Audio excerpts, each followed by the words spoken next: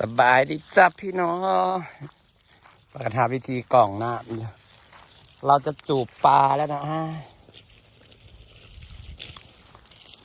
ต้นมะพร้าวเรากำลังเขียวอีกแล้วกำลังงามอีกแล้ว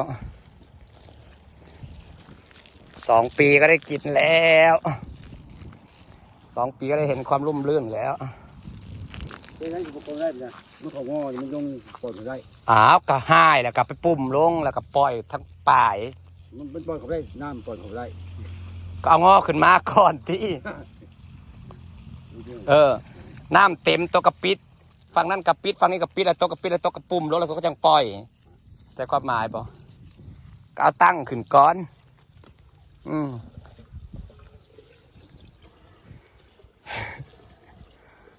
กล้องน้ำจูบน้ำแบบบันไดก็ได้อันนี้ก็กล้องปลาทิมว่าเราเอาเครื่องมาจูบน้ำ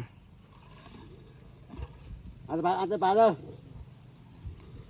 หลาดสาวอัดทั้งพุ่นปกติกล้องน้ำลองเบิ่งบ่เคยกล้องอย่างเถื่อเอาเคยไป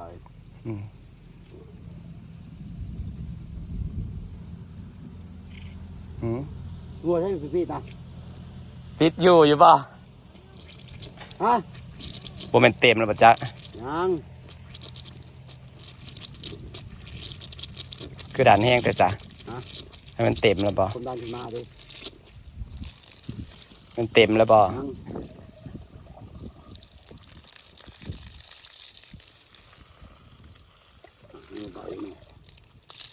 ลมมันดันดิมันจะปิดให้มันก็จะดันมือปลาตัวปิดให้จะว่าได้หรือเปล่าจ๊ะย่อลงด้วย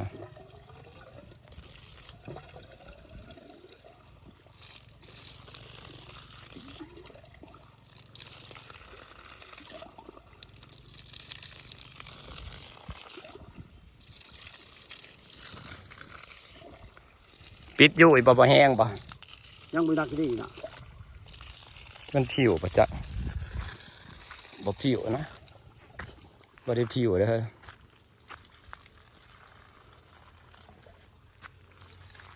จะแล้วเขาแล้วใช้น้ำเบี้ยวเกี่ยวยังลองยุบเลยเนี่ยจะแล้วก็แล้วแต่เล่าเลยเนาะว้ยนี่โคนน้ำแล้วตาคอได้บ้าเขาเป่งน้ำลงไปมันก็ไหลลงไปเรื่อยๆกระลับบตันเท่านั้นแล้วก็เป่งคือกันนะอย่าเราเป่งนี่มันนักเกี่ยวเข่าเนาะแล้วก็เป่งคือกันบ้าไปท่องมาคือตัดออกนี่เรากรองได้แล้วผักเสียดายจะถอดมันน้อยเนาะอาทิตย์หนึ่งจะ10 เบิดเลยบ่แล้วจะเอาปั๊มนะครับมาดูดอีกถอดน้ำปั๊มน้ำกรองน้ำกรองไอ้ฮะบริเสียขาดมัน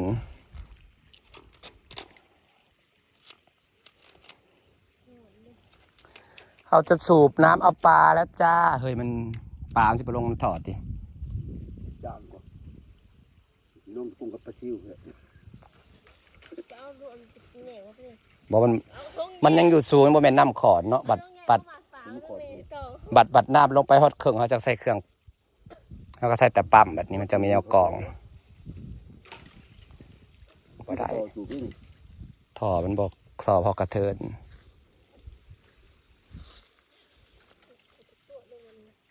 ลงแล้วไปดูสูงเด้อ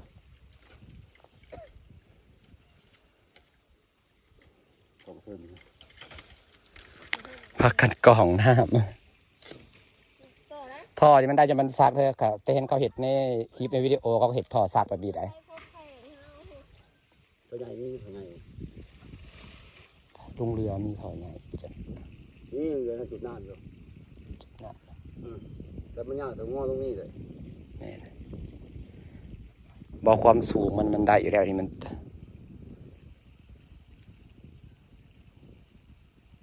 บกไปบ่ายสิบกไปปันนันทอนี่น้อยนึงอย่างน้อยก็คืบ1ระบามือ1นะน้ำมันเป็นนิดหน่อยน้ำมันตรงนี้งับมาเลย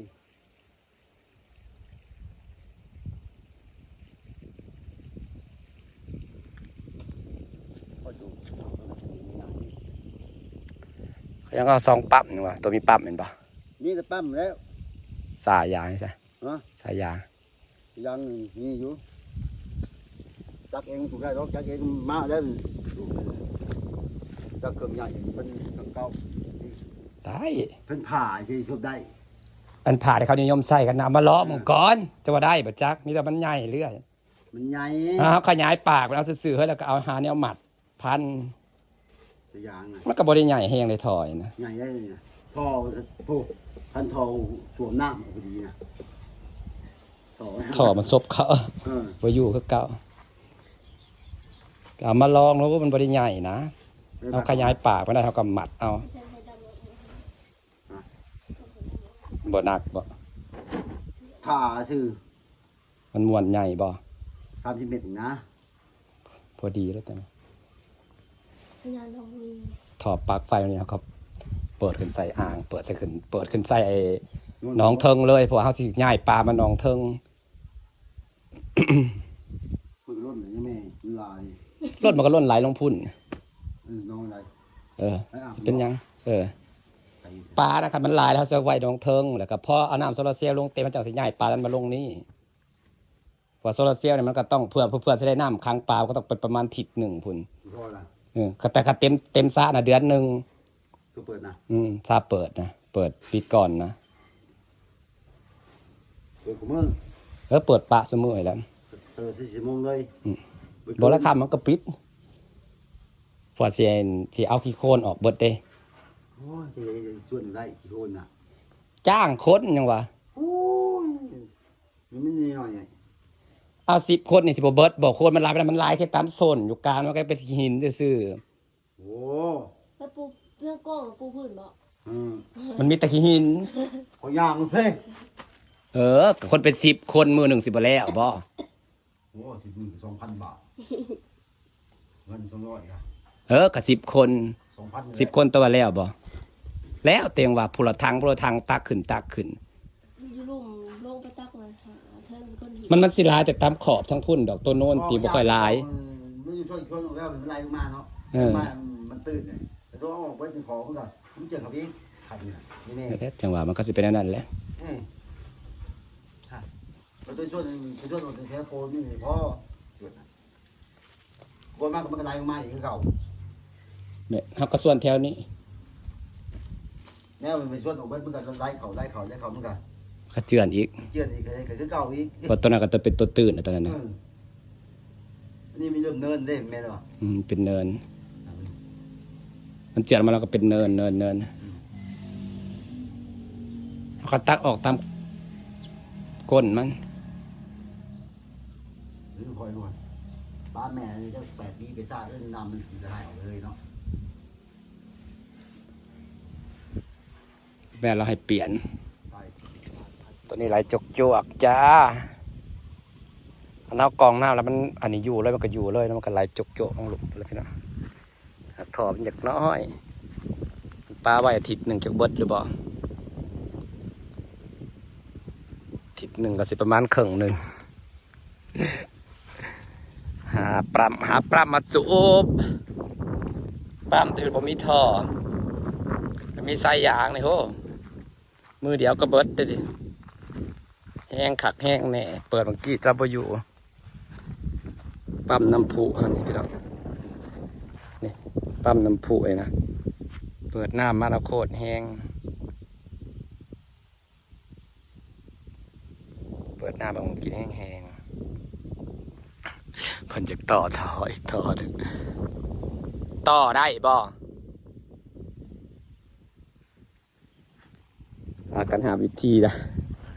เอาวิธีสูบน้ำออกสิเปลี่ยนน้ำใหม่จ้าสิเปลี่ยนน้ำใหม่แล้วก็เอาปลาขึ้นมาขายว่าจะได้จักโตจะไปได้บ่จัก100 โล200 โล500 โลมันมีปลาเนี่ยพอได้ปลาดุกปลาดิกมาขายปลาดุกปลาคอเบิ่งกุ้งน้ำวะปล่อยกุ้งใหญ่ออกไปให้ทะเลโต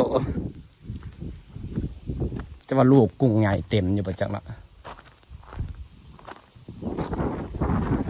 สูบถ่ายปลาจ้าถ่ายน้ำปลาค่ะสูบน้ำขึ้นแล้วก็เอาน้ำโซลาร์เซลล์ลง ราะว่าช่วงนี้มันยังเป็นช่วงที่น้ำโซลาร์เซลล์ยังแห้งอยู่ขันตกแรงลงไปน้ำโซลาร์เซลล์มันสิบ่แห้งกว่าแต่กระเพาะเปิดได้แต่กระเพาะแห้งสิถ่ายป่าสาวปลาขึ้นมาขาย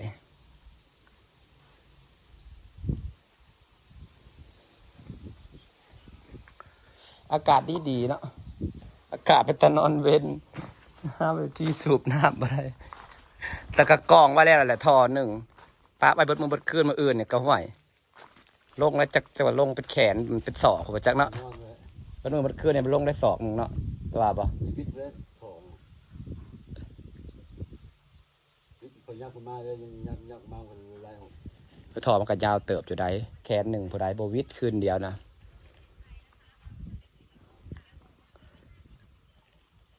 ไปหายืมปั๊มเขาจะมาจูบนะต้นดอกแก้วมันสิ เรา ตะ เรื่องปีนี้มันจูบ เออ ปีรูปปั๊มเพื่อนน่ะเจ้าคนเพื่อนใหญ่เขาไม่จูบพ่อคุณจูบไม่ได้เขายังไม่ช่วยเลยไรที่เขาต้องทุกมือหนึ่งนะเรื่องใหญ่เลยนี่ครับบวยมัน น้ำประน้ำเต็มนองเนาะจูบตอนนั้นนะน้ำบ่ได้เต็มปันนี้หน่อยน้ำอยู่วังซ่านี่แหละ2 มื้อแล้วกระบทถือว่าร้ายกว่านี้จักหน่อยร้ายก็ดีจักหน่อย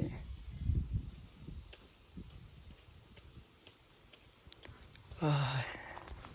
เขาเบิกท้องหน้าเพื่อตาย กล่องทอน้อยแล้วปะไว้ก่อน แล้วท้องง่ายนะหน้ามีอยู่ แล้วทอใหญ่มาอีกเศษหนึ่งจะมาไว้จะเคยเอาทอใหญ่อีกเศษหนึง รอเสร็จแล้วเสร็จแล้วถึง พอถึงว่าทอใหญ่ไผมีทอใหญ่ นี่อยู่หน้านะพอทำซ้ายนะ จักเศษ วอนเป็นเสียสินแล้ว ก็พอดีแหละกล่องอะใส่ยังเข้ามา พอเก็บตรงนี้กันจะเรื่องเก็บนะ ในเฮือนเพิ่นนี่นะ เรื่องเก็บนะ มีบ่ นี่ ไปยืมมันดูฮะ เรื่องเก็บนะแล้วสมุนก็มีพอละ แล้วก็ เป็นขบูน ฝากบรรยากาศไว้สักนิดจะพี่น้องค่ะถ้าเบิ่งบัดสูบปลาแล้วพุ่นแหละ เรื่องขบูนก็มี ปลาสิหลายซำใด